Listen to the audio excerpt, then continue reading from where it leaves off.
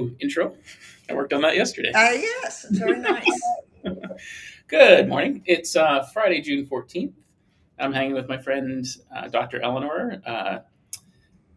Let's just start with like we usually do. What have you been up to? I saw you yesterday in the Manifest Your Dreams webinar, and you had a pretty exciting announcement there, which is I'll let you share at this point.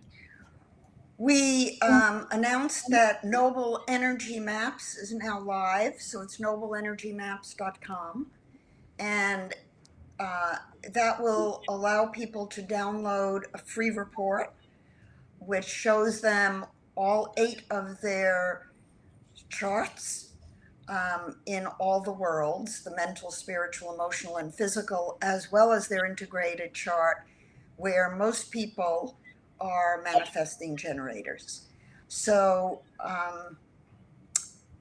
we've had quite a few people download their reports already, which is really nice. It's not a perfect site yet. There's some glitches, so bear with us while we get the kinks out of it. And I'm in the process of writing the second report, which will explain a lot more than just the introduction of what it is. At the same time, I'm preparing a 5-day challenge to introduce people to the 4 worlds.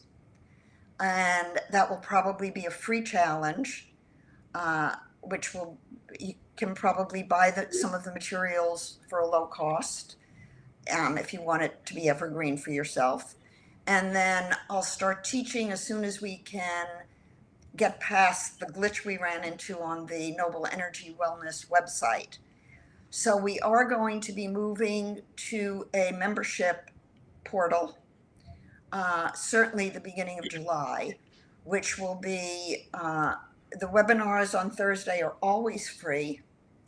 And then they will remain, the materials from that week's webinar will remain free for the week. And then at the end of the week, when the next one gets posted, we'll put it behind a paywall. So all of the archives for the 1.5 years that we've done the webinars will be accessible for $49.97 a month. Okay.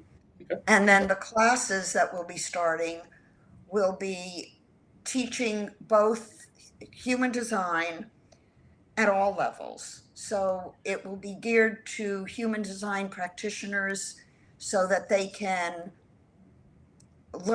jump right into learning the 4 worlds and how to monetize using the integrated chart. And for beginning people, things will also be recorded and they can go through a whole sequence and catch up. Cool. And the fee for it, we're going to discount it significantly for the first series of classes. So it will be $300 a month. And the first phase will probably be 3 months. That will give people enough information that they could begin to service their current clients. And for people who can't afford that, we're going to work out some back-end payment plan. So as people earn money, they can pay a percentage based on how much they've invested and pay back what, for some period of time until it's fair to me as well as them. For sure. Yeah, referral fee kind of program makes sense too these Well, days. a referral fee program, or if people start doing their own readings, kicking back a percentage of what they take in. So that there are quite a few people who I know can't afford the classes, but who are motivated, and I don't want to exclude anyone who wants to be in it. Yeah, makes sense. So I figured out a way, thinking outside the box. Awesome. Do we want to pick up where we started, which was just before we hit record? We were talking about it's an opportunity to show the new free report. And with it, selfishly, I've got mine, so I can share that one.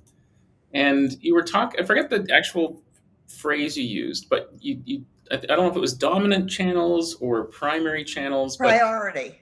priority channels. Okay.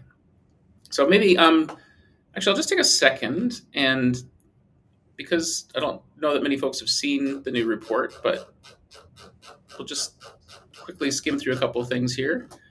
So there's Noble. And then I noticed after the introduction,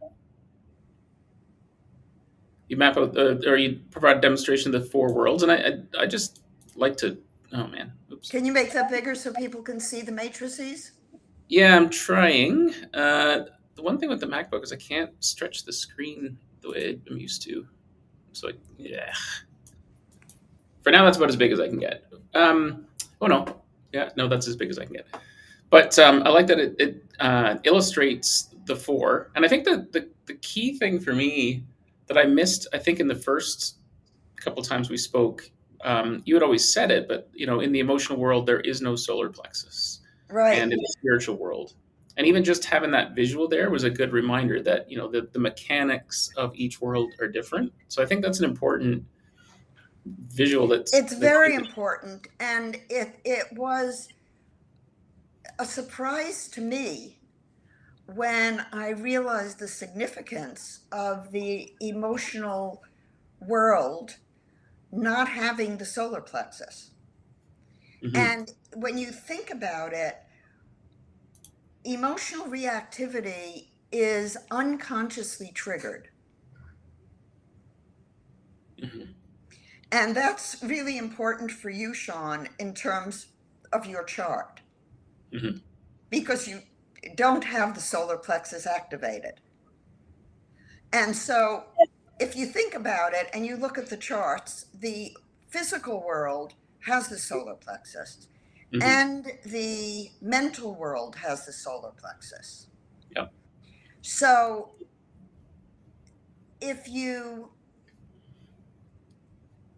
take it in and really think about it, and think about when you've been emotionally reactive in your life, it's something that happened in your world, in interacting with other people.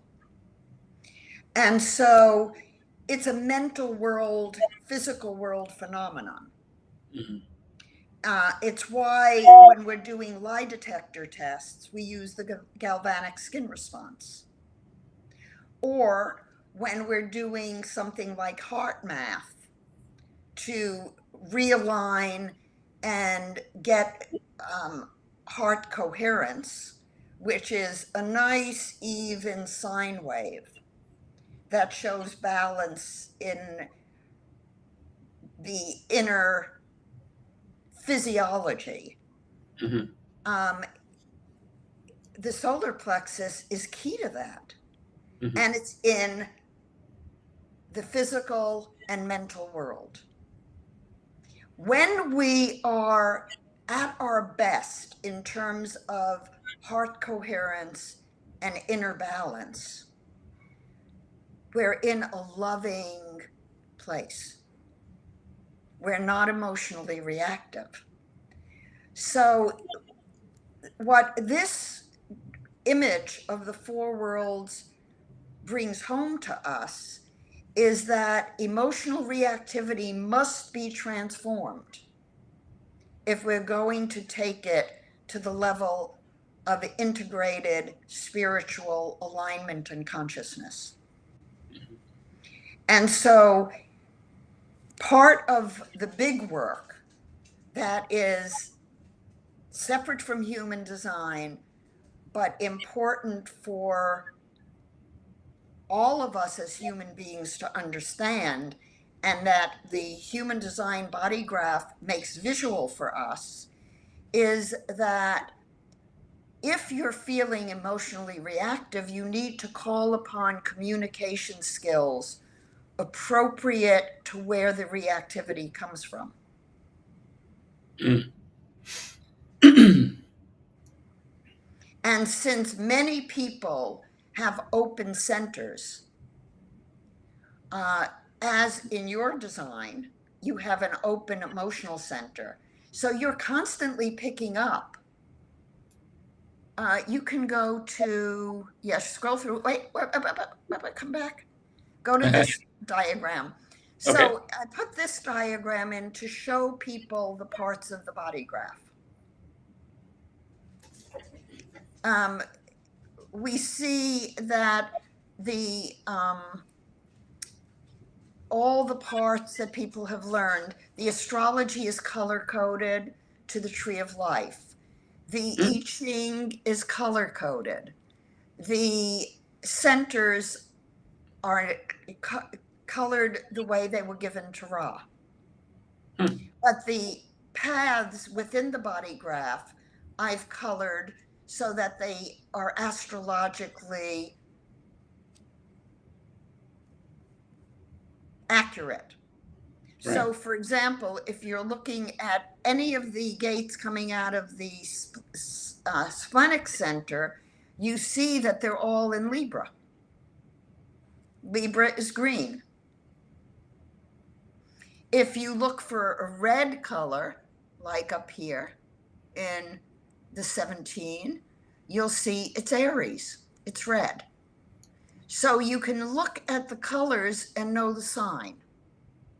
Mm, Now, the human design system is an integration of the tree of life, astrology, chakras, the I Ching,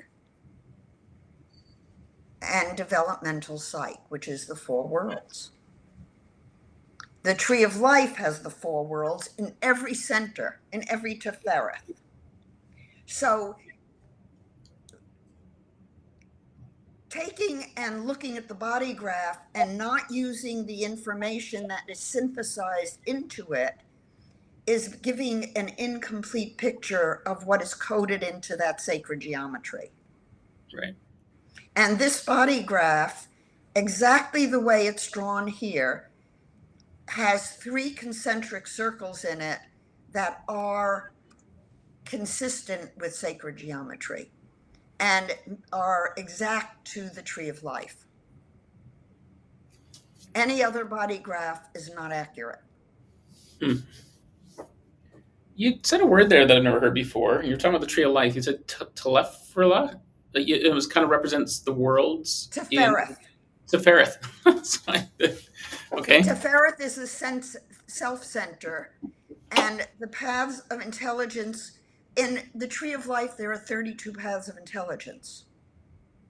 And within each of the centers, and not a one-on-one correspondence to the body graph, but close enough, are 4 worlds. And those 4 worlds are the worlds that I use to delineate and were proven when I did the calculations to get the sleep design, and the calculations mapped out critical developmental periods in an infant's life. Mm-hmm. So when you get data independently from different sources, you know there's validity and reliability in the science. Mm-hmm. So I'm working with a scientifically based system that I validated on 45,000 cases. Right. Okay, so now you scroll down to your charts. We got the bar here. Now Okay. that is the human design body graph. All right. In the four worlds, this is the mental world, but you That's the include. mental world, and it's the prenatal mental world. So it's a calculation 3 months before you were born and at the moment of your birth.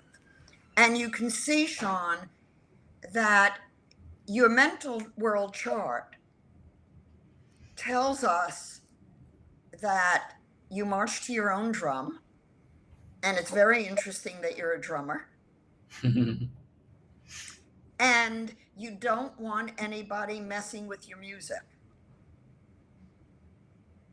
Hmm. That's an interesting statement. I'm always the accompanist. Like I don't write my own music, but I do. That's a very interesting thing you just said there. Because uh, interesting, like what? well, just I just think about friction with a group. Like we have a show tonight, and it's a David Bowie. It's called the David Bowie Experience, and so it's basically an interpretation of David Bowie's works. So it's not a just you're watching Beatlemania and it's people that look like the Beatles, right? So it's a cool concept. He has the 731 channel, and he's the one fella is sort of the leader of the group. It's his mission. It's his vision. Um, it's just interesting the dynamics that we have there. And it's his project. It's his music. Um, I can't help but play like me, though. I really struggle with being like, memorize this part. And he doesn't ask me to either because we're not trying to sound exactly like the music. So it's actually a pretty good working relationship. But where there's friction, it's yeah. I almost feel like there's parts where like I don't want to sacrifice my style or art, if that makes sense. Knowing what you know now about emotional reactivity when you don't have an opportunity to express yourself in your own way, what difference does that make in how you approach this situation? Good question. I would say up until quite recently, I was unaware that I felt like I was being suppressed musically. So I would, not even intentionally, but creatively, uh, find a way to exert my will into the Ah, project. And in the last couple of weeks, through a series of conflicts and stuff, I have learned to just let go, recognizing that I wasn't enjoying even doing the project for a bit there. Um, so I just had to let go. I mean, it's not my show. It's not my project. What I choose to do next doesn't have to involve this project. It might or might not. Um, but it ended up just being like not a hill I needed to die on. It was a choice, and so it was just it allowed me to. There was no emotion attached to it at that point. It was just in the moment. I don't need to express myself any further than I am, and yeah, there was a real shift. And for so me, looking at your design, where do you think, looking at just the mental world, which gate gave you the ability to shift? oh, to shift. That was not the question I was expecting. Let me think about that.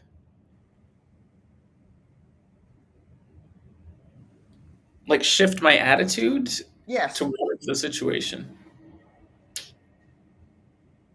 you don't have the 59, so you right? can't transform emotional energy that way in the mental world. But if we look at the integrated, we may get some additional insight. Do you Yeah. want to Do you want? scroll through? Yeah. Do you want me to go there? And then transits would have potentially some impact too, right? Oh, well, we don't need to go there at this Yeah. point. Yeah. Wait a No, minute. but oh, is integrated the second one? Uh, I was assuming it was further down. um, well, let's look. Is there any? Okay, keep going. Okay. Wait, stop. Okay, go. So this is the dream. Okay. Oh, I oh, oh. don't Sorry. move so fast. Yeah. Okay.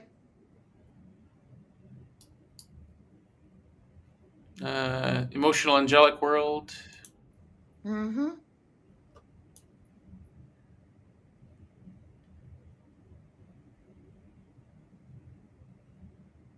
physical. Mm-hmm.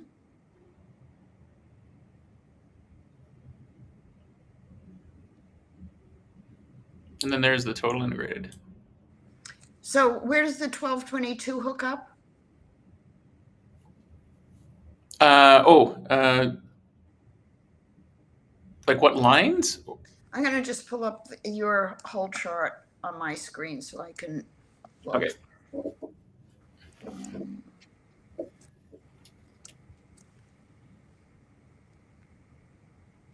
There's one unique characteristic because I seem to be pretty good at pattern matching.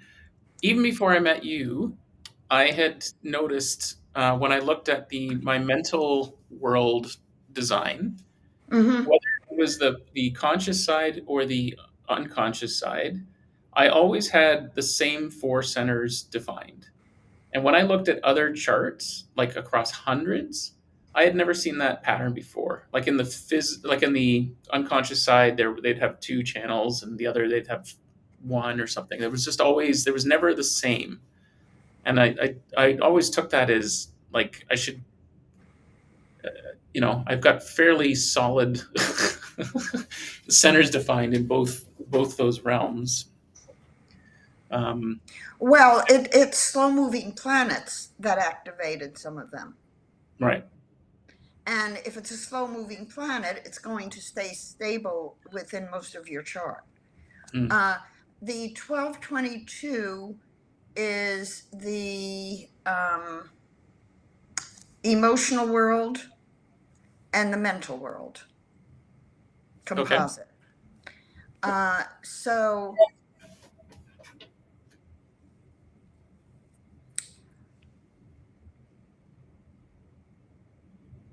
And I don't know much about the energies of the 12 or the 22 because I hadn't paid attention to it when I was only in the mental world. It didn't apply to me. So I don't know mhm. if you can backfill a bit of detail for me as well on that one. The 1222 is a complex channel. The 12 exists in the mental world and in the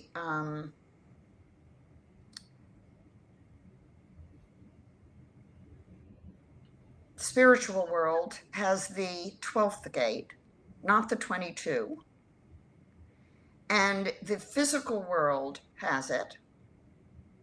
So what you're dealing with is a portal gate to spirit that gives you the capacity, if you so choose, using your breath and your breathing to transform emotional energy into a higher octave spiritual experience. Now, the way you have to do it is using the 10th gate. Hmm. What do you know about the 10th gate?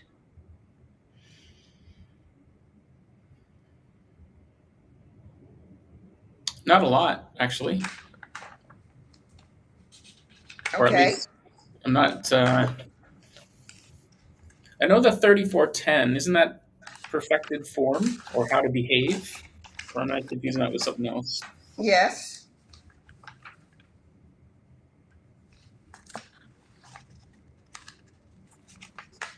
Yeah, that's all I know. So the 10, 20, 34, 57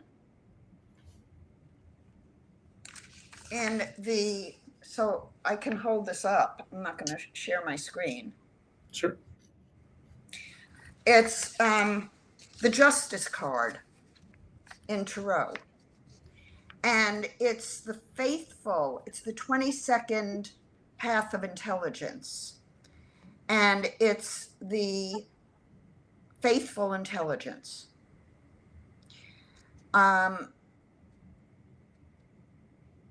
When we look at the 10th gate in the body map, it's the role you're going to play.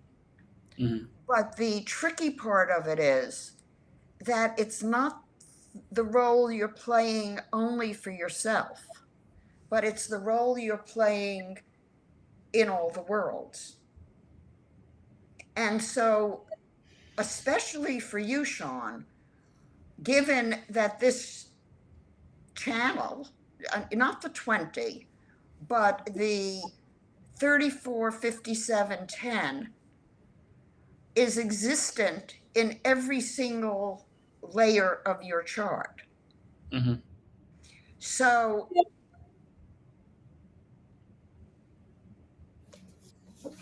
your emotional reactivity is dependent in part on the role you see yourself playing in that relationship.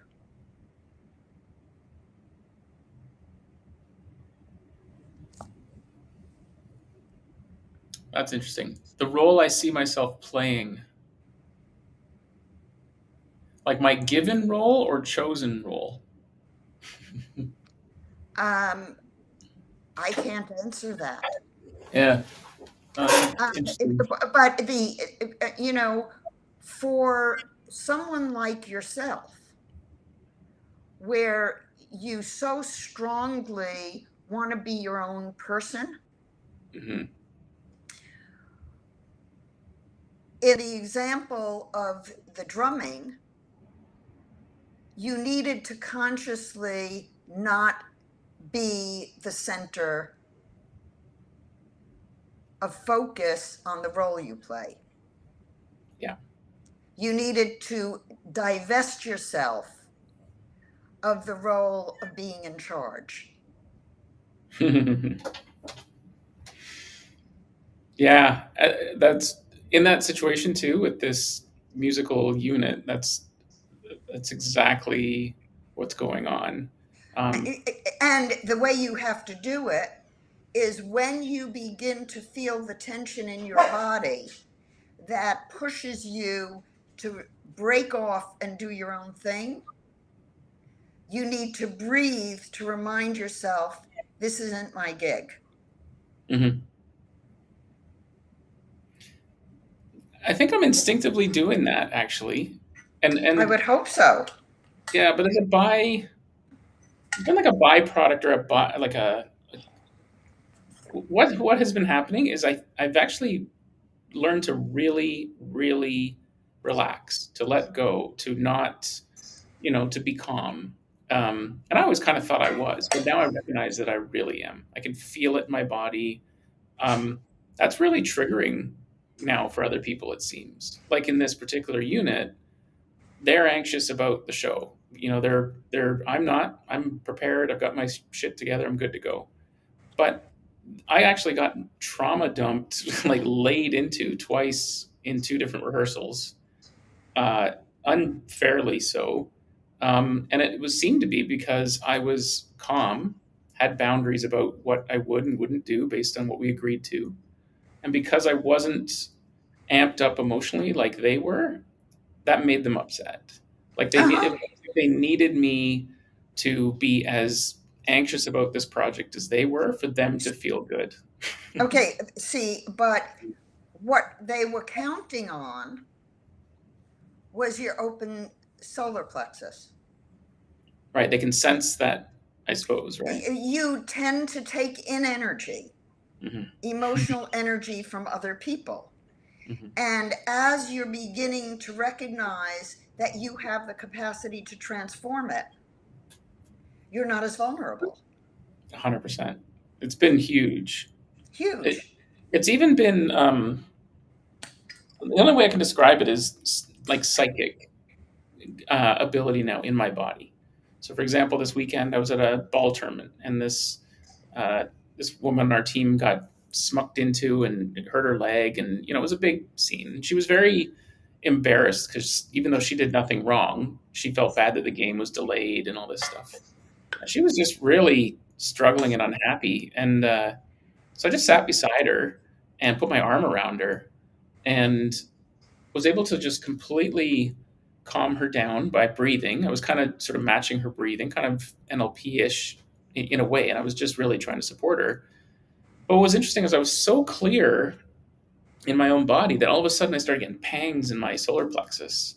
and it informed me on what questions to ask her.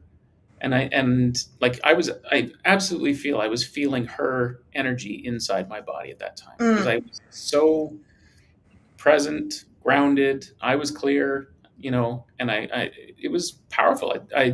It was clear to me that I can take in and feel others' energy, and that was the first time that I was, or one of the first times I really recognized it wasn't my own. Um, Ah. and that was the eye opener, or the enlightening moment. Was like, holy crap, that's powerful. It also made me want to, yeah, I kind of doubled down since then, just really making sure that I know what's my energy and what isn't, like taking time to clear it, whether it's with intention in my mind. In our house, Wendy has a really strong sense of smell, so I can't use sage because it just smells like death to her.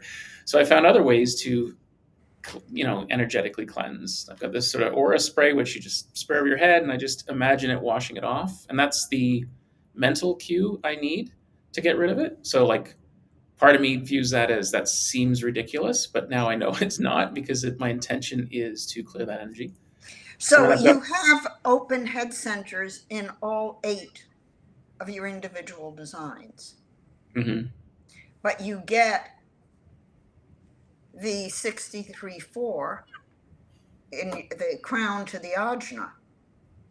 in the full, yeah. So, and you have 2 activations pointing up to the ajna. So there are times when you serve as a channel and other times you don't. Now you feel it, now you don't, now you know it, now you don't, now you're thinking about it, now you lost it, and then it comes back to you. Yeah, that clocks.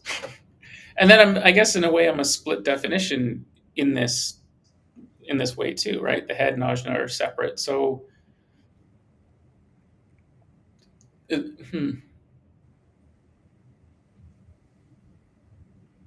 I never really, when I've talked to other people that have split and definition, I struggle to understand what it must feel like because I've always been kind of a single definition thus far.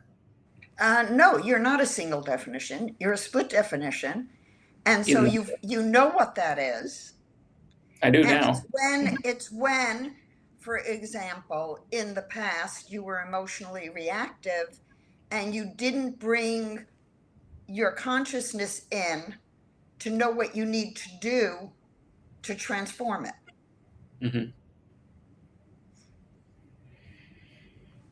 Hmm. Hmm. You know, we all function as single definition manifesting generators every month at different times by Hmm. transit.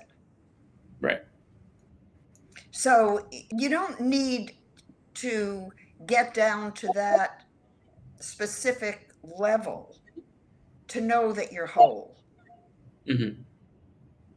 You know, the point of showing the integrated chart is for people to recognize that they're not partial. They're, you know, we've been designed to manifest our full potential. Hmm. And to think that we are only living in the mental world is just an incomplete picture of who we are. Hmm. And disempowering.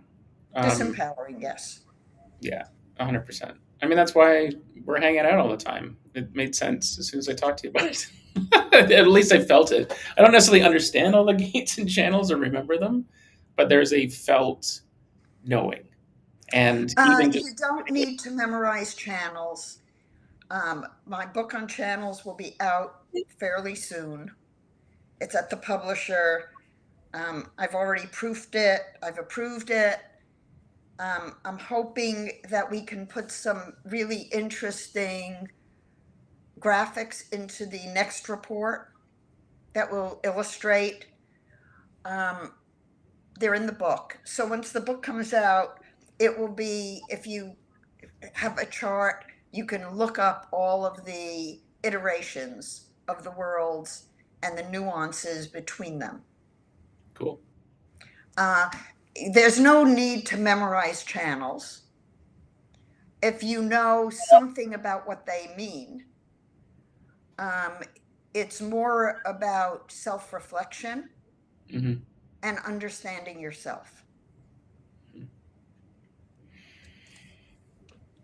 The in your course, you're going to be talking about energy flow, right? Like effectively, when you talk about the energy centers, how it flows. So I think that's kind of what I'm waiting for is more support there in my Well, look in at how it flows in your chart. yeah, and looking at it in the total integrated. I don't know that I've actually sat down and done that. What you need to do is you need to take all eight and you need to see where things turn on and off. Hmm. So, for example, we looked at the 1222. You have the 12 in the emotional world, prenatal, and you have the 22 in the emotional world, prenatal, and you have the 12 in the postnatal mental world. So when you combine an emotional world and a mental world, you know that when you're triggered, you may either speak when your brain doesn't stop you, or you breathe and pause and know that your breath connects you to your spirit through the spiritual matrix, and thus emotions coming from physical reactivity can be transformed. Hmm. But you need to bring your mind in to control yourself. Hmm. So when you read how things come together in a body map, you're reading the connections and the characteristics of the world and the characteristics of the channel, and what it's telling you will empower you. So you use it almost like a energetic guide for navigating consciousness. Hmm. And that's really what it's a map of. It's not a map that defines you. It's a map that you look at to learn how you process information coming into you so that you can use that to empower yourself. Hmm. So, the key question for you, Sean, gate 10, is this a role that's coming from me, or am I in service of someone else who needs me to play a role? And if they need me to play a role, what role do they need me to play? Yeah. Yeah, I'm what? Well, I'm just starting to really realize that in a lot of situations, um, I'm a supporting role, but it's still leadership.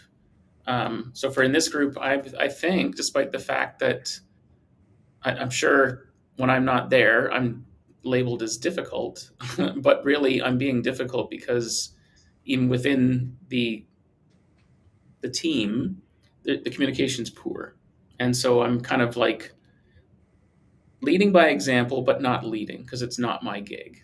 Um, and I kind of recognize myself doing that. And then even on the ball field too with teams, it's just like in these heightened situations where it's amazing what happens in a softball tournament. People go there on the Saturday morning, they're all in good mood, and the sun's out. And as you start winning, the competitiveness keeps rising. But everybody's in rec ball. There's no agents in the stands waiting to pick someone up and move them to the major leagues, right? But you'd think, based on some people's behavior, that they think whatever play they're doing is going to change their world, and they hurt people because they're being not careful, right? Um, I just found myself realizing that I was felt fully present, calm, um, felt good about myself, knew I was showing up whole, still getting challenged by folks, and still able to like really have measured emotionality there, I suppose. But then, as I say, it's come with this other flip side, which is people react extra to me. Like they're bothered that I'm not bothered. So I'm busy, like I feel like I'm kind of holding the dam together and getting shit on because I'm not overreacting like the rest of them. So it's been a very interesting thing to observe.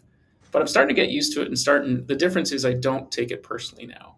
I Mm-hmm. was still hurt, right? I was like, geez, I'm showing up. I'm doing everything I can here not to punch people in the face because that would be easier. And I've never done that in my life, but like that's what I want to do sometimes.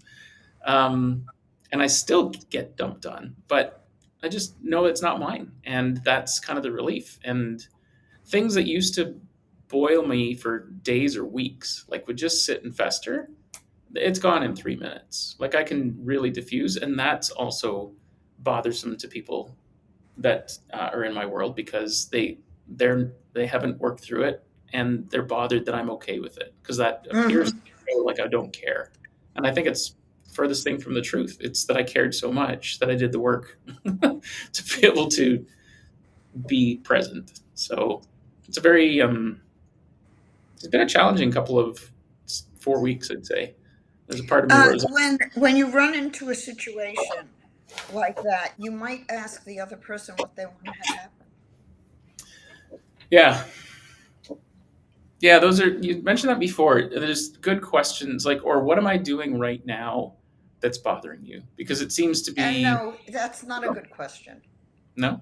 Mm, No, because that would trigger the emotional reactivity in the person you're accusing of being bothered. And okay. they may not even know they're emotionally reactive. Yeah. So as soon as you ask a question like that, the other person's going to be defensive Hmm. and reactive to you. So you need a clean question. Okay. What would you like? You could say, what would you like to have happen now? Or what role would you like me to play that would make a difference to you? See, when you have the 10th gate, one of the things that you need to be cognizant of is whether or not the other person or group wants you to take on a role. And unless you have their permission to play a certain role, they're going to be reactive. Hmm. So when you're in a ball game, you're just the player. Hmm. And you have no rights to give anybody advice or calm them down or do anything unless they give you permission. Hmm. Yeah, it's a projection, right? Like the 10, most of my like the 731, the 1020, those are projected. So if I What do you mean projected? well, from what I understand, there's leadership elements of that, but they need to be invited. You don't. I don't. That's bullshit. Is it okay? Oh, That's using disempowered language. okay. That's saying when you have a channel of leadership and you know it's a channel of leadership in yourself, that you have to wait to be invited to use it? No. You Yeah. need to recognize the circumstances in which it's appropriate for you to use it. Hmm. Yeah, that word discernment just popped in my head again, which is the idea of like I can more ably discern when it's appropriate. Um,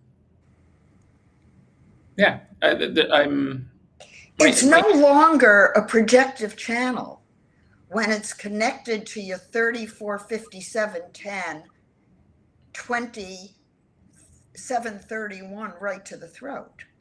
mhm. I mean, it's energized by the taming power of the great.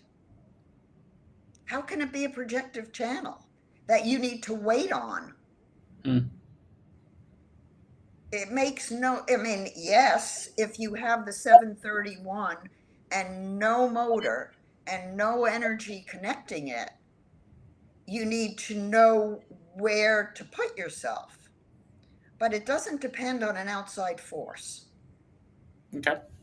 For the human design community, and I want to say this really clearly,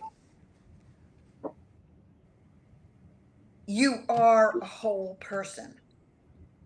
You do not depend on outside forces to give you permission to be whole. Hmm. You have everything you need within yourself to recognize who you are, what you are, and how you can manifest yourself in the world. And everyone becomes a manifesting generator every single month by transit. Hmm. So, sitting on the sidelines waiting to be recognized or waiting for the opportunity to manifest, when you feel that coming from inside, if you squash that down because you've been told you can't manifest, what does that do to you? Yeah. And so, what I'm saying to you, Sean, about your integrated chart is it's very powerful. Hmm. And I'm not sure that you recognized your full power. And knowing how powerful it is, it's more a question of how do you manage your energy and your goals so they align in a way that lets you be Sean, lets Sean around, Hmm. and doesn't diminish your power when you're playing a role for somebody else Hmm. because it's your choice. Hmm. Yeah. I definitely not sacrificed. I was a pushover for a long time, and so I'm basically reclaiming at least. You know, I don't want to take in excess, but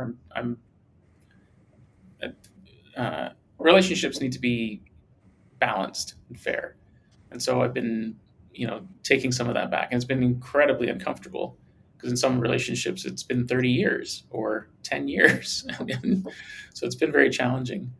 Um, I would recommend that with people where you are aware that you're shifting how you relate, that you communicate your process in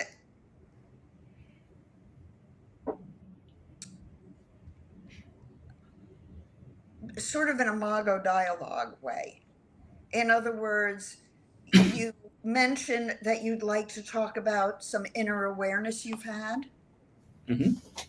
You talk about yourself only and what roles that you play remind you of from your past.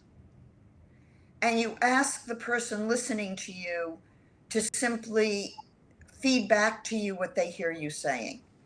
Mhm. It's not about them, And you need to be very clear that it's about your own process and your own inner awareness. Hmm. That prevents reactivity on the part of the other person.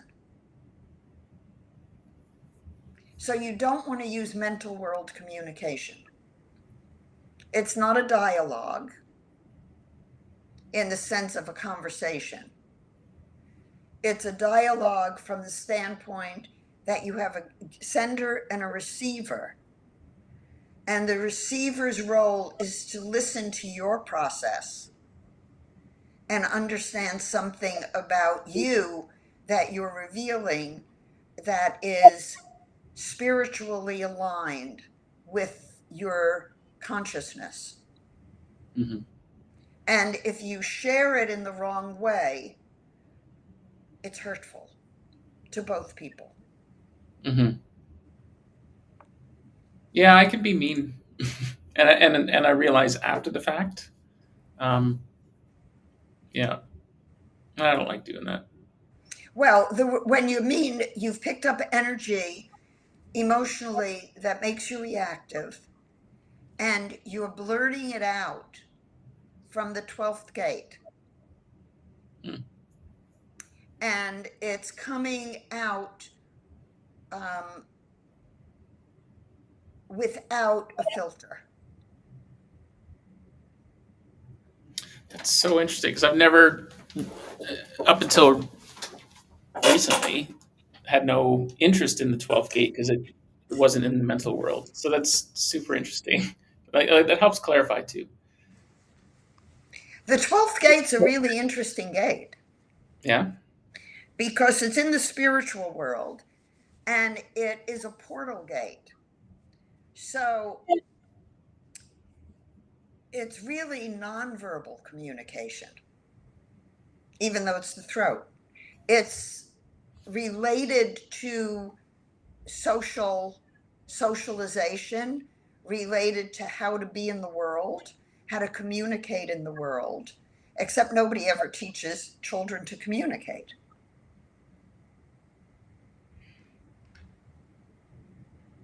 And if we did teach children to communicate, we would be teaching them about spirit and using their breath to balance emotional reactivity.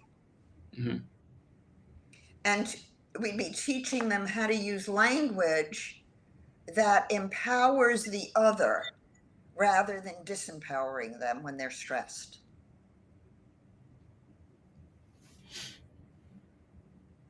So if I think about it as a clinician, putting on my clinician hat, um, I think the root of it is when a 2-year old has a tantrum and parents say, stop, instead of teaching children how to transform their emotional energy spiritually. And so there's a whole history that all of us have of being miscommunicated with in the mental world Hmm. and not being given a language like, what would you like to have happen? Which is a clean question that takes the other person into their soul Hmm. and asks them to self reflect. Does what I'm saying make sense, or is it over your head? No, it's clarifying some interactions that I've even had in the last week. So it's putting an exclamation point on it. Do you want to And describe any of them? um, there was one interaction, and it was again with this music thing at a rehearsal, and I've noticed like I'm a better listener than I used to be, and so that's a new benefit and skill. And so I really pick up on passive aggressive comments that are uh, not only confusing to the group of us trying to collaborate, um, but just wrong and frustrating. And I can see the damage down the line of someone making this side comment in exchange with someone that's actually clarifying what they need or want for this thing to be successful. And I could just see that the one person didn't hear the other whatsoever, completely dismissed what he was saying, Were and then they in just different worlds? probably. I mean, I wasn't looking at the situation at the time with that lens, but certainly the one fella that was uh, passive aggressive is not maybe the right word, but definitely just dismissing what was actually going on. He was repainting the situation almost to soothe himself.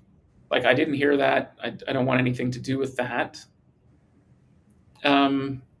And it was just very That's what he interesting. was saying? Yeah. And it was, I could just see, like, oh, this is going to be a problem later. Like, I could see in the moment. And so I've been taking to whenever someone kind of does that passive aggressive, they're saying something that you just know there's meaning behind it, but they're not being clear. I just say, sorry, what was that? Like, I make them repeat themselves. And that's proven to be very powerful because if they're willing to say it again, exactly the way they said it, and it has any mean intention behind it, then I can ask, what was your intention with saying that? Like, what is, why are you saying that? And so I tried Better to say, what would you like the outcome from this to be? that. Yeah, no, I mean, that's definitely a takeaway. But what was interesting is I said, like, what did you say? And, what did you mean by that? And I could tell the one fella had to kind of like pause because what he actually meant, he didn't want to say.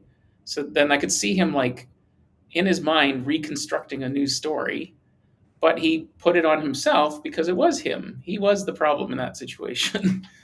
And I had to hardly do anything. I just had to basically get him to repeat himself because often these comments are under the breath. They're kind of using it to be like a fuck you, but they're not actually saying it, and so it just ends up creating this energetic dissonance that will persist beyond it.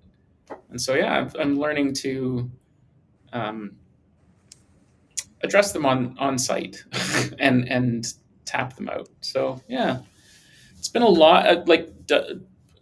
Probably can't think of many right now, but it's been a theme the last couple of weeks. Is just really picking up on that, and also in the moment being like, I don't.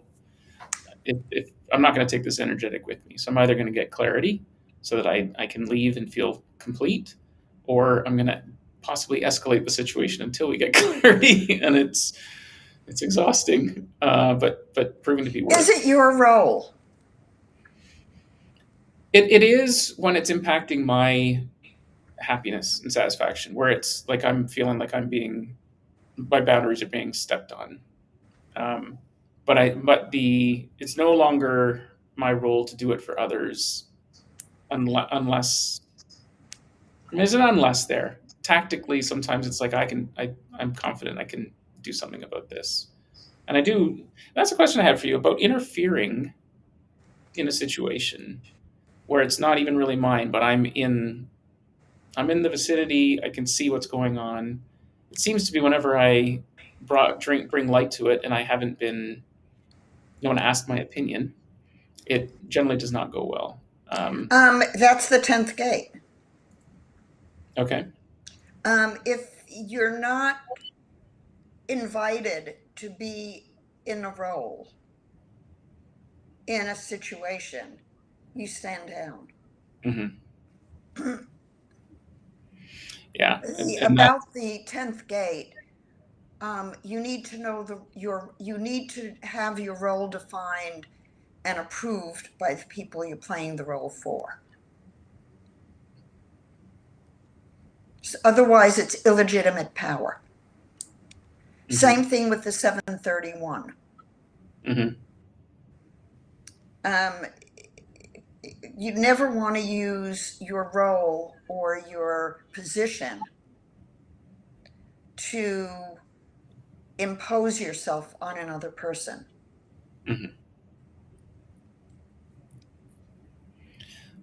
Um, I knew that about the 731. With the 10, that's new, and thank you. Um, Curiously, that 731, Wendy has that, and so we both share that. And then in this band unit, the band leader has a 731. So the question for you and Wendy and you and the band leader are your values aligned? Hmm. If they're not aligned, then there's going to be issues in terms of leadership. Hmm. In one situation, we're aligned. In one, we are not. So What did you say? I said in one of those I can't situations. hear you, Sean. Oh, can't hear me? No audio? Oh, I wonder if it's mine. Okay. Can you hear me now? Yes. Did you Okay. just?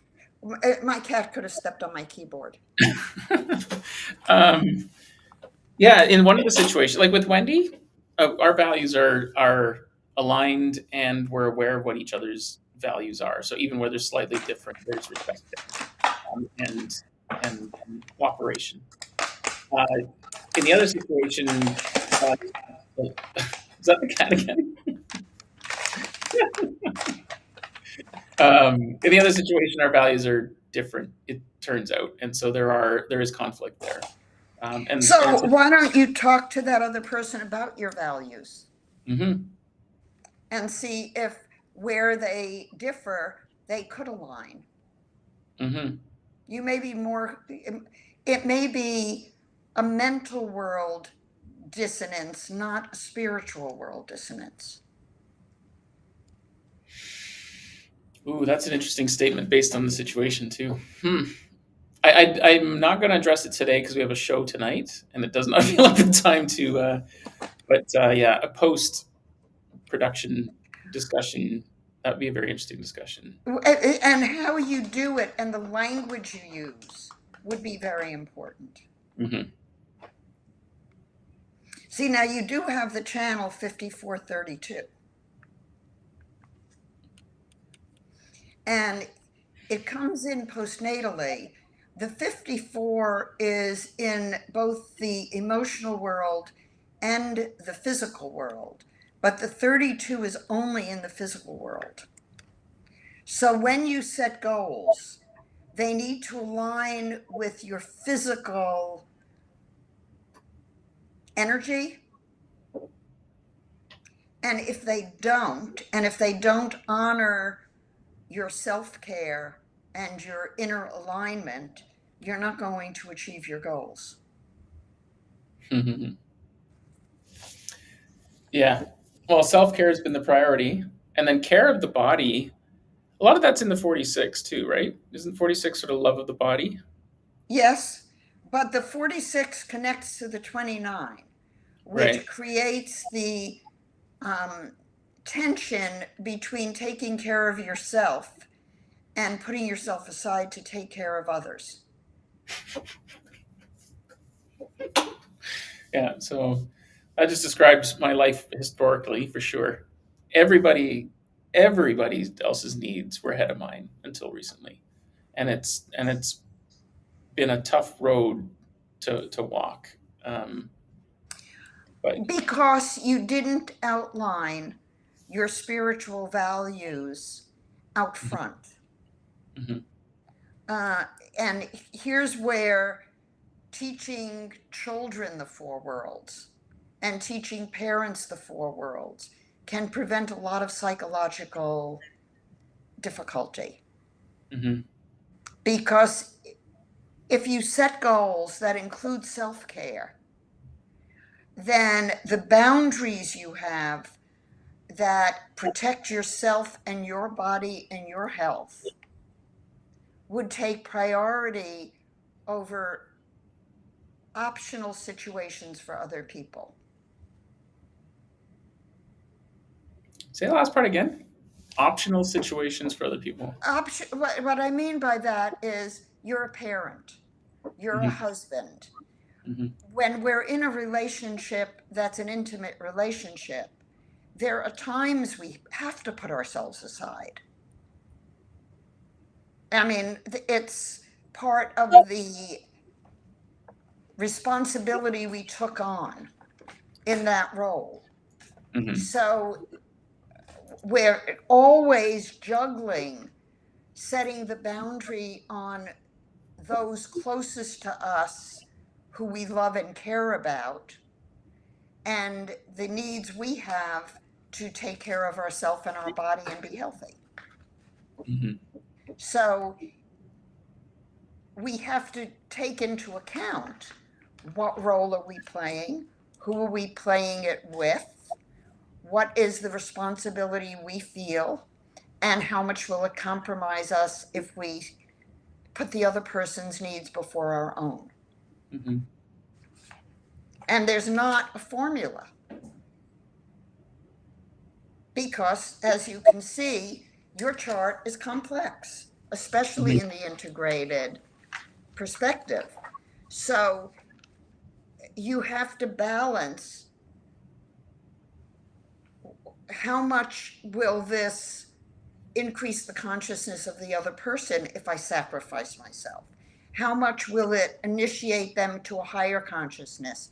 Will it damage my health and my well being? Is it a role they even want me to take on?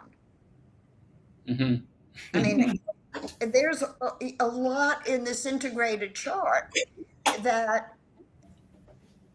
you have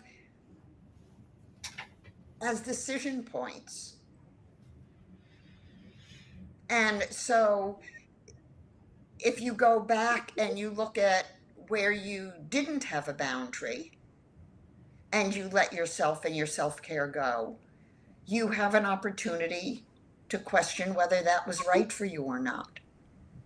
Because it's your destiny, it's your life. Hmm.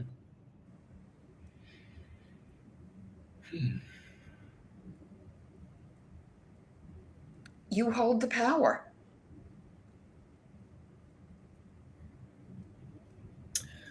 What would you what would you say to this body graph's parents if this kid was 4? What do I Like, know about the kid who's 4 from the parent? oh, you'd be asking them that question, No, they would, if they're asking me about their child, they've come to tell me something about the child and a problem they're having. right? Yeah. Well, one Or thing if that they might. just want me to do it cold, what I would say to them is, you have a very strong willed, strongly,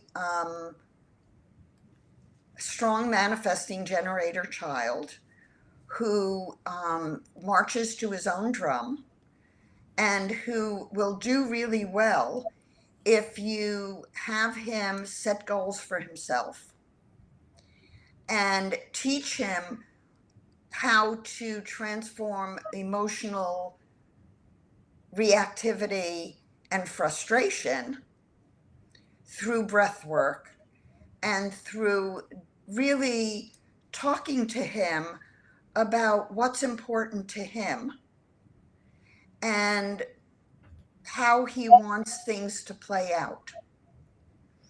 Encourage his intuition, encourage his self direction, encourage him to set boundaries, always make sure he has animals around him Hmm. and meditates with them Meditates because with. they, Hmm. what? And meditates with the animals. Yes. Hmm. That's interesting. As contra, Ra said, don't meditate with your animals. The reason I say meditate with your animals is the animals are living in the spiritual matrix. Hmm. They have no ego, they have no head centers, they're pure love. Hmm. So when you are in the presence of your animal, you are activating your collective archetypal unconscious. And so while you're awake, your animals keep you grounded in the spiritual realm. It's interesting. I have I'm spending a lot more time with my pups lately and the cats. I I worry that I'm stealing their energy. Like You I'm can't steal their energy. okay, good, because I don't want to kill them Um, by jumping on them with mine. no, your animals are going to keep their energy contained. Mm, And if they don't like your energy, they're going to walk away. They're not afraid to hurt your feelings by getting up and leaving the room. yeah, yeah. I mean, I've noticed that, right? Like I'll want to cuddle with the dog, and the puppy's like, nope, just leaves. I'm like, well, good for you. You know what you want and don't want, but she does plenty. But yeah, it's. I think previously I would have been not hurt, but bummed out that the dog chose to take some time for itself. But now it's just a whole different way of viewing things now, experiencing things. So Well, this guy, who everything is named after, Noble, um, I got Noble my second year of graduate school. And he was pure love. And the first night I had him, I knew nothing about cats. I'd never mm, had a cat. And he came up on my bed, and I kept putting him down off the bed. And he finally went to the foot of the bed, and he leaped and put his paws on either side of my head and looked me right in the eye. And I said to him, okay, I got it. And within, he slept under the covers with me. And at one point, we put him out of the bedroom. The next morning, he was limping. So we took him to the vet. I knew nothing about cats. He was a 12-week-old kitten. And the vet said, there's nothing wrong with his paw. I don't know why he's limping. So we let him back in the bedroom, and he stopped limping. And we closed him out of the bedroom, and he started limping. And he would sit with me and follow me around. And if anyone raised their voice to me, he would attack them. wow. So I learned from Noble to have courage. He was so much aligned with my soul that if it hadn't been for him, I couldn't have done what I did. That Mm, took the courage to go against the system. And everyone who met him got a cat. mm, Everyone. And as Marvin shared in the webinar yesterday, he didn't know who Noble was when he met him. But within 2 or 3 days, Noble healed his back by just putting his paws on it. mm. And I mean, everybody who met him knew who he was. And when I was doing groups for 10 years, weekend groups that went from Friday at 6 to Sunday at 6, just with time to sleep, Noble would tell me who to work on next. He Mm, would go and put his paw exactly on the spot on the person where the issue was emanating. mhm. And everyone in the group, there were usually 30 to 40 people in the group, everybody knew that Noble would tell me where to go next. Mm, So I think without having him as a teacher, I would not have had the courage or the understanding of the importance of our animals in maintaining our frequency when the world outside of us is marching to a different drum. Mm-hmm. It's interesting. So a couple things are. So you had Noble before you met Marvin, then, right? Yes. Okay, so I'm just doing the timing in my head. And then what I do got you? Noble in 1966, and I met Marvin in 1978. Oh So wow, so Noble it was was 12. 12, Okay. And how long was Noble around? 22 years. Wow, it's good for a cat. Um, what do you think the limping metaphysically was? Like the what was the cat limping to just that was how it was communicating to you? Is you Hmm. know, yeah, so clever. He also would meow at me. So he had different meows depending on what he wanted to communicate. Hmm. And if he didn't like what I was doing, he would go meow, like stop. Hmm. Hmm. And he was, I mean, amazing animal. Well, yeah. I mean, everything you've got is named after him. So, and the same about interaction I had with my dog Scout the other day. Like it was one of those moments where I just was. I don't know. It was. I can't remember what was happening at the time, but the dog put her paw on me in such a way like she'd never done it before, and was like looking right at me as she did it. And I wish I could remember what I was thinking at the time, but it was the first time that I really noticed the connection with the animals more so than before. Right, like my relationship with the animal was changing a bit. You have the 62nd gate, you have the 12th gate, you have the 19th gate, you have the 5720. Go back to your spiritual design. Oh, go back to it.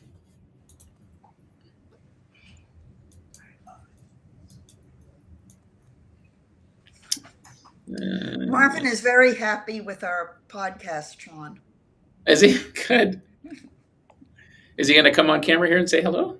You want to come on camera and say hello? You can come on camera and say hello. You're going out to the beach. Okay, here's the spiritual one. So I was going to go to the beach an hour ago, Yeah. and you were on YouTube. I know you were on, YouTube. I normally put on YouTube to get some spiritual music or whatever. And I just started listening and I couldn't stop. It was like the Mm-hmm. two of you are, uh, I don't know, you got this simpatico. And I just went to the dermatologist yesterday and got my face worked on. Anyway, I just love it, and I love when I hear her tell stories, and it reminds me of I just love listening to you two guys together. Oh, cool. It's very wonderful. Really, it is. It really is Mm-hmm. wonderful. I think you got a good thing going here. Yeah, I enjoy it too. I basically get to ask Yeah, questions and I'm clean going up. to the beach. And I'm going to go Okay. swim after this. Okay, See you, Marvin. Come on, Sam. Marvin, take Sam down. come on, Sammy. Sammy, go. Sammy, come. How are you doing for time and Sammy, energy? come. I What? can. How are you doing for time and energy? I'm fine. Are you okay? Yeah. Um. But we can do this, and whenever you want to stop, we stop. Yeah. Well, we've And got some of the people on the call may want to ask questions. I'm fine with yeah. questions. I was going to say there may Okay, be so some. let's see. This is your prenatal. Yeah. There is a question if you want to. There's two questions in here if you want to take those, and then we can. Sure. So one is from Punk Boyfriend, and it was from about an hour ago. So contextually, this question is there only one role that we play in all the worlds? No, No? no. We play many different roles. Can you? Like right now, right? Where I'm playing teacher, Mm-hmm. I'm playing coach, I'm playing guide, I'm playing academia, I'm playing on YouTube with you. Oh, yeah. When Yeah. we finish, when we finish, I'm going to go into my spiritual self and physical self, and I'm going to go do my swim. Mm-hmm. When I'm relating to Marvin, right, I'm in a different world. So the worlds are flowing, and we want to move seamlessly between the worlds, knowing what skills to use, what language to use, what role to play, and our role changes. Mm-hmm. You know, who I am with my animals is very different than who I am with my husband, is different than who I am with my son, who I am with my grandkids. That's the point. We're not one note people. Mm-hmm. And Yeah. our channels change how they operate in each world. And our gates change in each world. Cool. I just noticed there's I a also have all the gates written in all the worlds. yeah, and when that will that be in a PDF when you do it as well? So I have something portable. I have all the gate sheets, and I have all the patterns of orientation. And those will be, I just have to republish them. Mm-hmm. So I'm going to put all of the resources probably in a book. Okay. I just found a button that actually lets me show the questions on the screen. Oh, good. So, got a question from Carolina. Should we connect with others that can fill in channels we don't? And is there a community to meet folks that we can discuss with? We will have a community.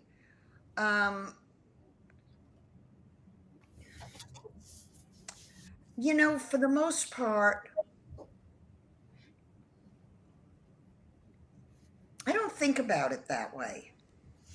I see each individual as whole. And when we connect with other people, I like to think that we know our own boundaries and that we relate to them for who they are and don't try to make them something for ourselves. Mm-hmm. So, thinking, for example, about interactions and, you know, how people combine is interesting, but it could be damaging if it's done the wrong way. And so, um,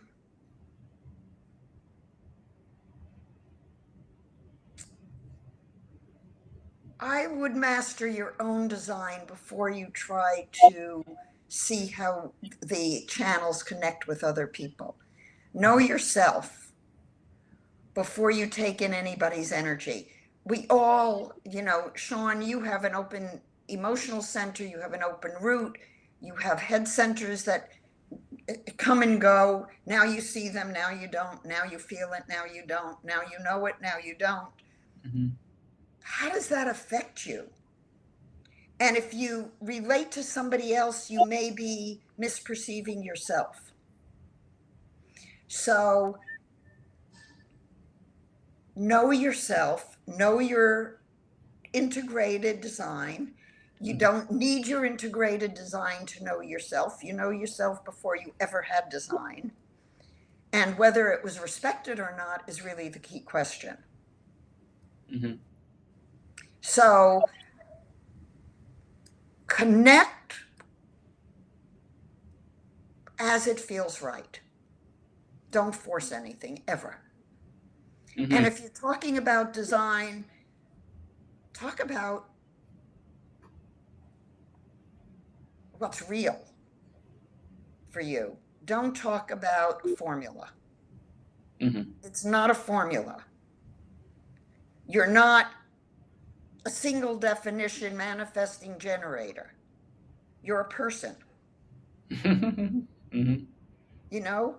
And that description says something about your wholeness, but it doesn't say anything about you.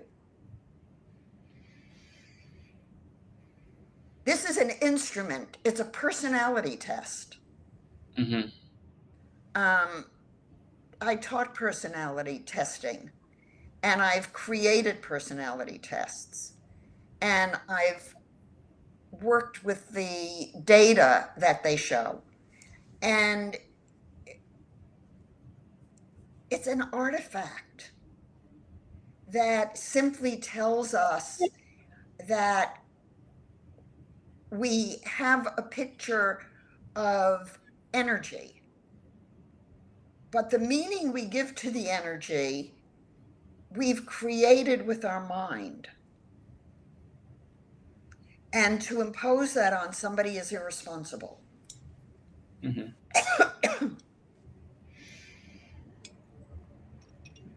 Hmm. Um. I mean, I've been a clinician for over 50 years. And in order to fit into the system of healthcare, you're given a diagnostic manual. And somebody comes into the office and presents a problem. And let's say you came into my office and you said, I really have a problem with this drumming group. And you described your problem. If I were seeing you clinically and was asked to come up with a diagnostic code, it would completely not only disempower you, but it would put you in a bin that could damage you for the rest of your life. Mhm. I could say he has communication issues, or he's anxious, or he doesn't know how to keep his boundaries. Right. There's lots of different ways to diagnose somebody, but think what that label can do. So I didn't bill insurance because I wouldn't label people. Because if I labeled somebody and put it on their insurance form and they went to get employed, their employer could get their health history and not hire them. Yeah. So this is the human design community has labeled people and disempowered many people Mhm. by telling them that they're not complete. And we are complete. So every single person listening to this, rely on who you know yourself to be, not what somebody outside you told you are. Mhm. Like, it would be safe to say, I think, that if you were to talk to someone about their body graph, you might say, you may experience communications like this or energies like this based on your mechanics. But we don't want to say, we don't apply these labels of you will be this or that. I That's never talk like that to people, as you know. right. Yeah. Um, I the body graph statistically, the the structure of the body graph is sound. The structure of the four worlds statistically holds up developmentally. The circuitry did not hold up. The gates and lines did not hold up medically or psychologically. So we're using a system that is interpretive. And it's not my job to interpret how somebody needs to live their life. They know their life and who they are better than I could ever tell them. Mm-hmm. So I want the body graph to validate what somebody already knows about who they are. I don't want to tell them that anything they've done in their life is wrong. Mm-hmm. Because it's not wrong. And it's not conditioned. We have choice. Now Yeah. remember, Ra's Black Book, big on the cover, no choice. I completely disagree. Mm-hmm. When a baby is 3 months old and they reach for a rattle, or they reach for a hand, or they reach for a toy, they are exercising free choice. Mm-hmm. It is our birthright. And nobody can take that away from us, or should. So that no choice thing's prolific, and I've heard different people describe it in different ways, and sometimes it do, how did Ra describe it? Do you like, besides being on the cover of the black book?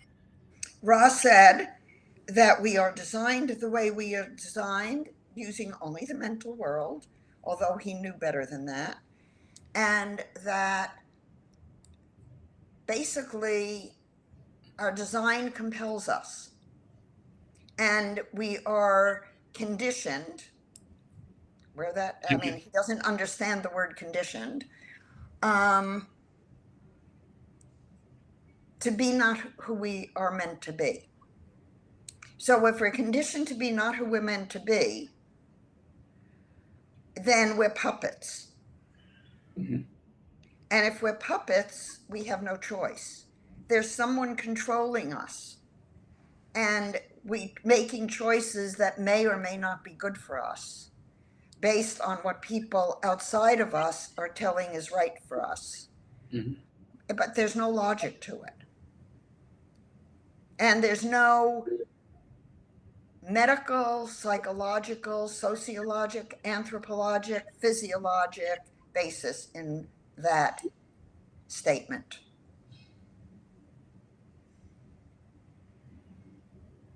So In doing probably 15,000 clinical readings, most people, almost all the people I've read for, validate that they know who they are, and that their frustration has been that they've been misperceived.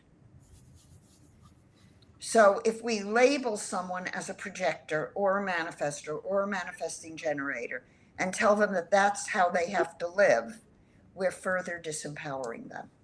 mm-hmm.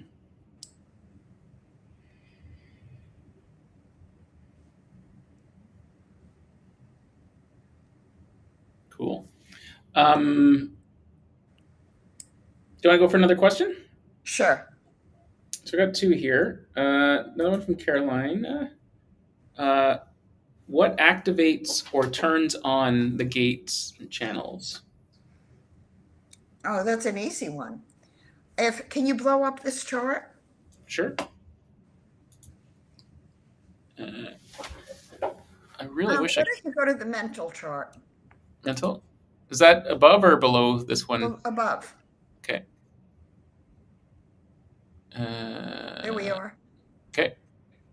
Okay, so you can see, for example, that the prenatal sun is in Scorpio in gate 1, line 5. The natal sun was in Aquarius in the 13th hexagram, 3rd line. So the 13 is here, and the 1 is here. The 1 is red, and it got turned on by the sun in Scorpio in the first gate, the 5th line. The sun in Aquarius is in 13. The moon is in 7, and the earth is in 2. So this configuration in Sean's mental chart shows that the sun turned on the 13th gate, and then the 33, which is red, was turned on by the south node in Leo in the 33rd hexagram. The reason you need to know the astrology is that the hexagram it gives you a keyword, but it doesn't give you the energy of the astrology sign that it's in. So the Aquarius sign is part of the spiritual world. It's very much a spiritual sign. It is an air sign. It is the 11th house in astrology. I recommend for any of you who are technically wanting to learn about the body map that you get my Cosmic Secrets book as well as my Astrology Essentials book, because without integrating the Tree of Life, astrology, and the I Ching and developmental psych, you don't have the whole nuance of what the channels or the gates are showing. Mm-hmm. So, for example, Sean's gate 34 is in Neptune, in Sagittarius, in the 34th hexagram, 6th line. Now, the 34th hexagram is the taming power of the great. The fact that it's in Sagittarius, which is a fire sign ruling the 10th house, which is how somebody puts themselves in the front of the public, is interestingly enough in Neptune, in both sides, red and black. Now, Neptune is a ruler of the 12th house of Pisces, and it's a planetary sign that, the planet Neptune is sort of cloudy and imaginative and unbounded. So looking at the 34th hexagram in Sagittarius in the planetary position of Neptune says, well, maybe, Sean, you have all this power, but because you pick up energy from other people, you may not always be clear about the power that you have and what you want to do with it.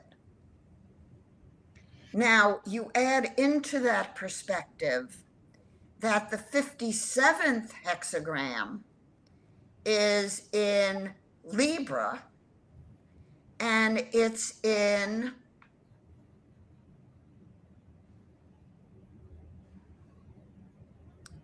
I think that's the symbol they're using for Uranus. So what does that say? It says you have a deep aesthetic sense that you use your intuition about. Now, for example, you read my Cosmic Guidance book, and then you go to ChatGPT, and you want to give yourself an image to go with the words.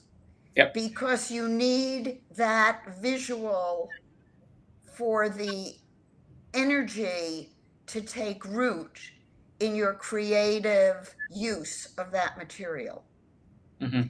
Now, I wouldn't know that from looking at the 57th gate, but I do add nuance to it by looking at the planet and the sign and the energy of the astrological positioning. You cannot read a human design chart effectively without the astrology. Mm-hmm. You cannot read a human design chart effectively without knowing there are four worlds. You cannot read it effectively without knowing the tree of life, because all of the gates out of the self center have to do with the paths of intelligence in the tree of life. Mm-hmm. And so, given that your self center has so much power, it overrides some of the other things in your design. So, one thing is to look at the gates and the channels. And I'd be interested, Carolina, if I've answered your question.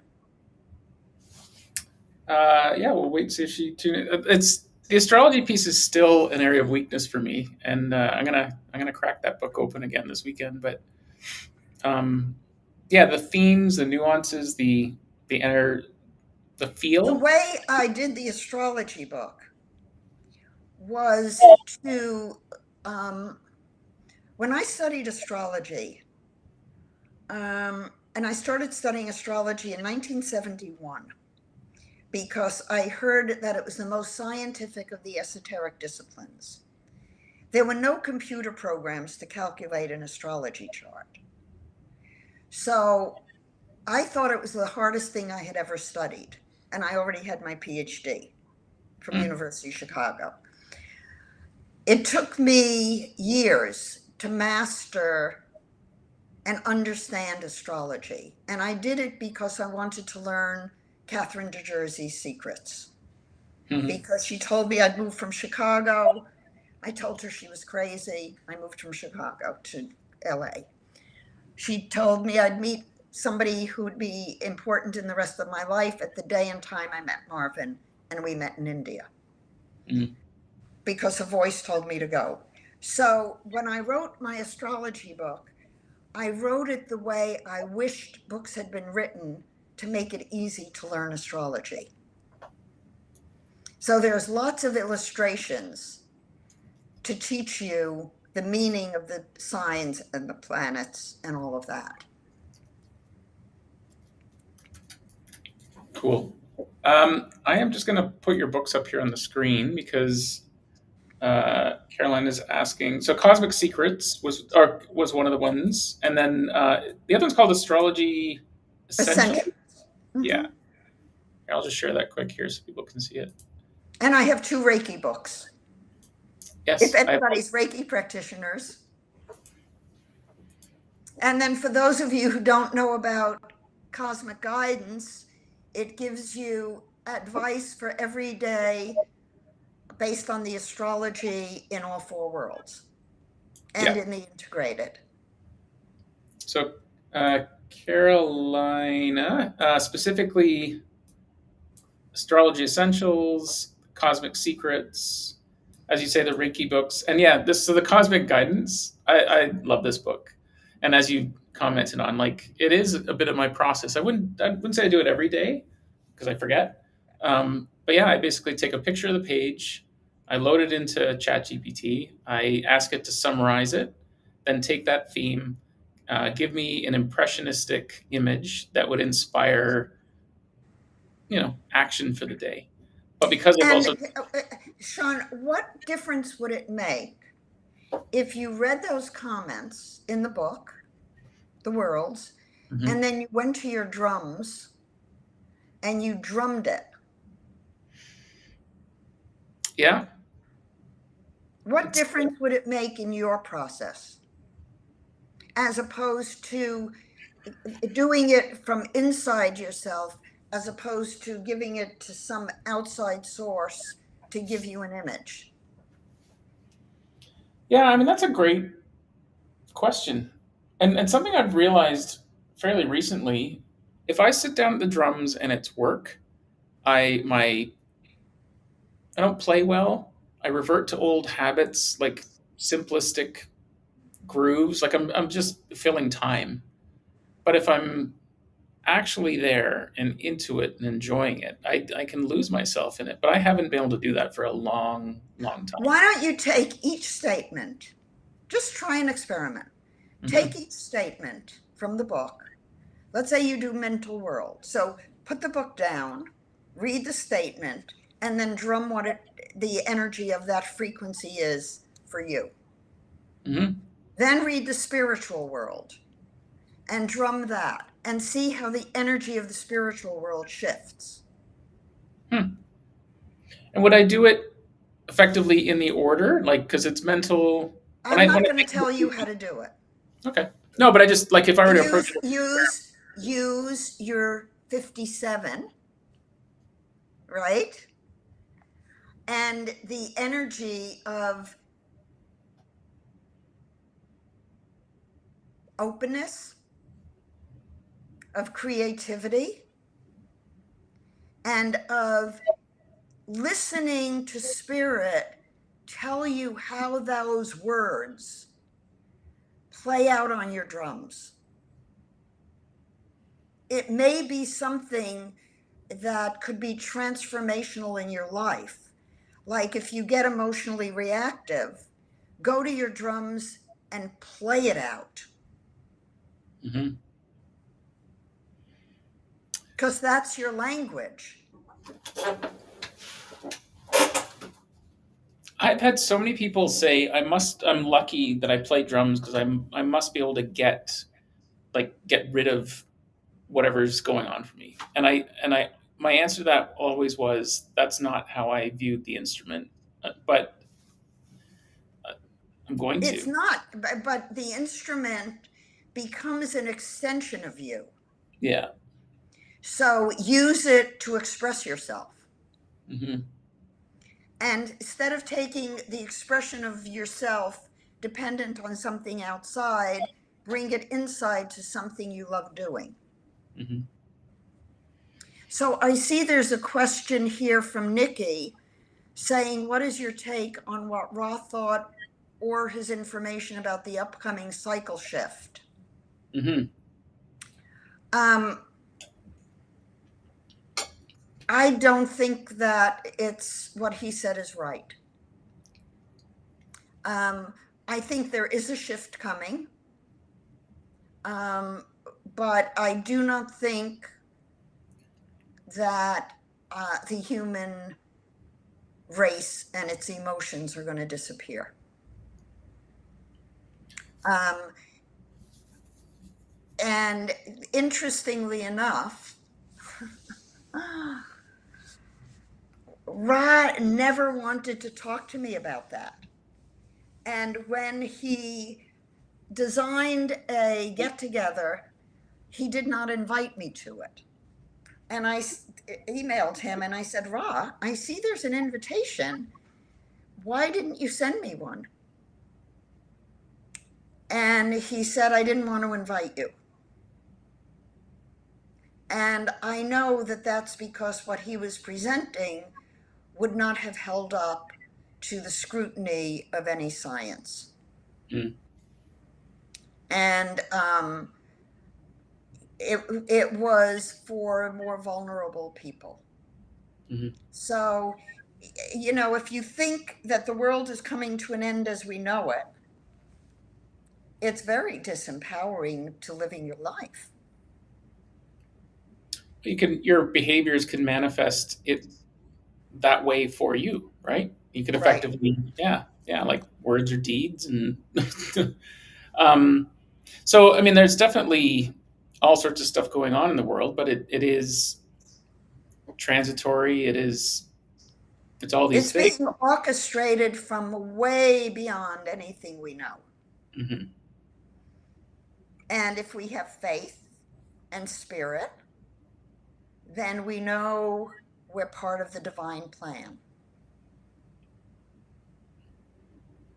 So, I like, see that some people are asking about finding out more about the four worlds or the work that I'm doing. mhm. And we will have a community. Um, we're working on that. I see there's a question about the community. I do have a Facebook group that's labeled Beyond Human Design, and I think it's under,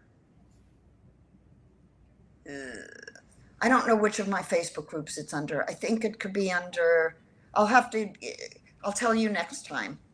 Okay.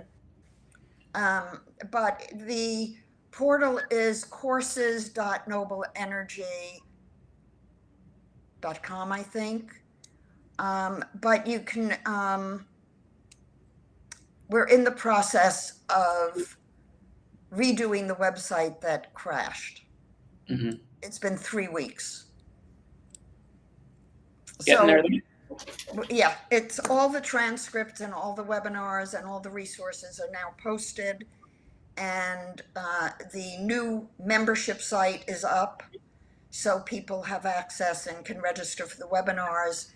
And I'll say, we do webinars every Thursday that are always free at noon Eastern time. Mm-hmm. And all of you are welcome to come to them. Yeah.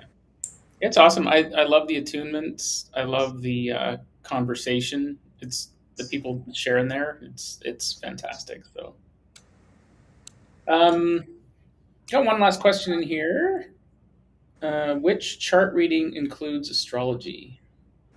When I do a paid reading, the ideal is the hour one. The shorter one, that's a half hour. When I do a reading for someone like that, I always include some of the astrology. The depth that I go depends on how much time I have. Yeah, fair enough. And when I do the astrology, usually I'll run the basic chart, the progress chart, and the solar return.